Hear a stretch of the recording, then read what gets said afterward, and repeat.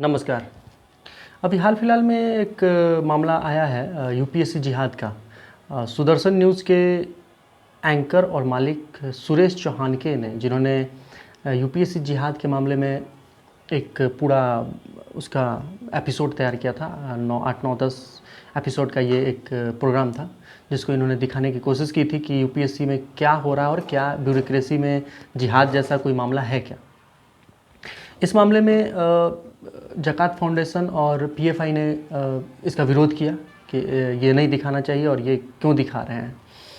ये मामला फिजिकल भी हुआ, मतलब उनके ऑफिस में जाकर के कुछ तोड़फोड़ भी किया गया और रोकने की कोशिश भी की गई, और फिर वहाँ जब नहीं संभला मामला तो इसको सुप्रीम कोर्ट में भेजा गया। सुप्रीम कोर्ट में केस हुआ और इसका जवाब सुदर्शन न्यूज़ से मांगा गया है।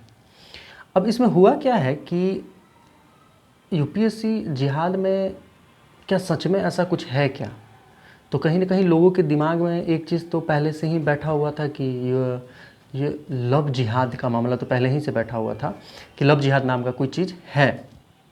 और केरल का हाई कोर्ट भी ये कह चुका है कि हाँ, लव जिहाद कुछ केरल में तो है ही, और कुछ मामले यूपी में भी आए थे। और अभी हाल फिलहाल में भी आपने सुना होगा, ये गुट होता है 4-5 लड़कों का जो किसी भी लड़की को उसको फंसाने की कोशिश करते हैं और उसके जीवन को पूरा तहस नहस, या फिर यूँ कहें कि अगर एक बार आप चंगुल में फंस गया या फिर आपके घर के कोई परिवार की लड़की या कोई भी अगर फंस गया तो आपका पूरा परिवार तहस नहस हो जाता है। ये उस समय नहीं पता चलता है, बट धीरे धीरे धीरे धीरे वो हकीकत है कि मतलब होता है।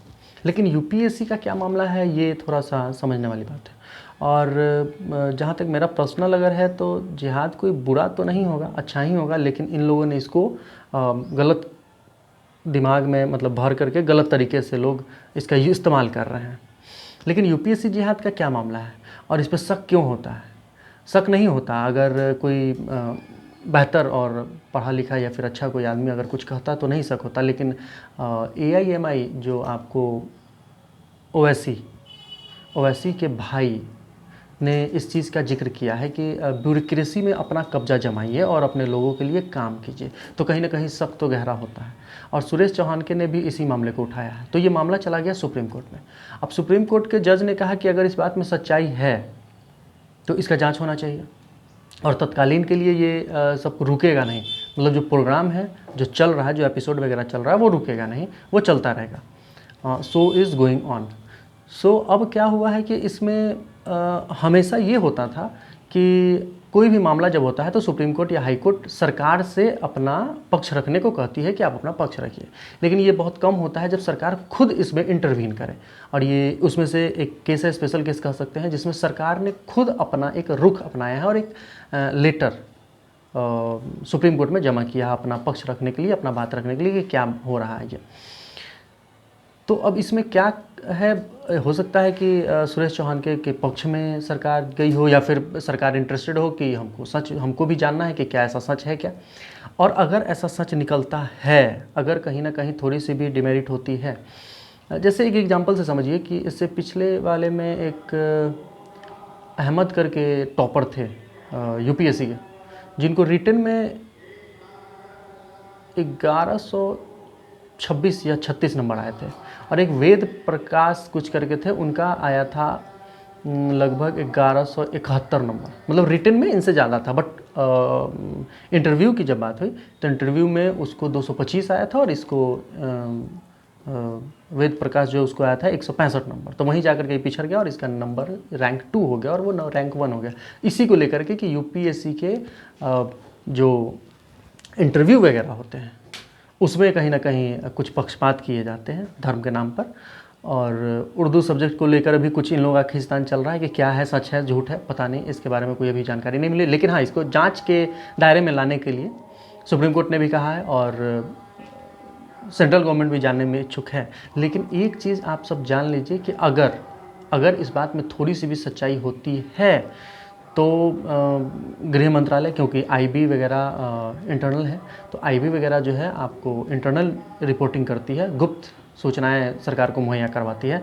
तो अगर इसमें कहीं ना कहीं इंटेलिजेंस ब्यूरो जांच करती है, इंटरव्यून करती है, और कहीं थोड़ा भी 0.001% भी अगर डाउट होता है या सच्चाई अगर आती है तो इन लोगों का धज्जी उड़ने वाला है, बहुत परेशानी में पड़ जाएंगे बाकी लोग। और सरकार भी यही चाह रही है कि पारदर्शी हो, कहाँ जहाँ तक कि मोदी सरकार का नारा ही है कि ज़्यादा से ज़्यादा ट्रांसपेरेंसी हो, लोगों के बीच सब कुछ क्लियर होना चाहिए कि कैसे हो रहा है, क्या हो रहा है। तो ये क्लियरिटी होना बहुत ज़रूरी है। और इस मामले में अभी तत्कालीन सुप्रीम कोर्ट का तो यही रुख है कि इसको रोका नहीं जाएगा, इस काम को रोका नहीं जाएगा और ये प्रोग्राम चलता ही रहेगा। इस मामले का जाँच हो सकता है, इस मामले की जाँच होगी। खास करके पीएफआई का जो एंट्री हुआ है इसमें, ये थोड़ा सा शक के दायरे में सबको लाता है, इसलिए कि पीएफआई का हाथ कहीं ना कहीं वो दिल्ली वाले में था, मतलब जांच चल रहा था, नहीं था वो तो जांच का विषय है। तो दिल्ली वाले में और लखनऊ वाले में जो हंगामा हुआ था जो यूपी में, उसमें उनका नाम कहीं ना कहीं आ रहा था। तो इन लोगों का नाम आना, सुरेश चौहान के मतलब न्यूज़ के हिसाब से अगर चलें तो जाकिर नाइक तक का बात आ रहा है कि वो भी इन्फ्लुएंस कर रहा है लोगों को, किस तरह से कीजिए।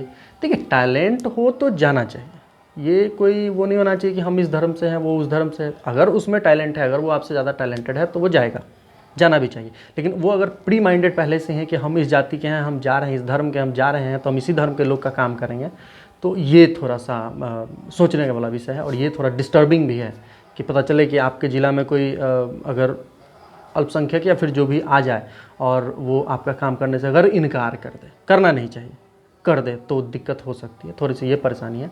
लेकिन ये सब जांच की विषय है और सुप्रीम कोर्ट डायरेक्ट इंटरवीन कर रही है, सेंट्रल गवर्नमेंट इंटरवीन कर रही है। अगर थोड़ा सा भी डाउट हुआ तब तो धज्जी उड़ने वाला है, बैंड बजने वाला है सबका। तो देखते हैं आगे क्या होता है।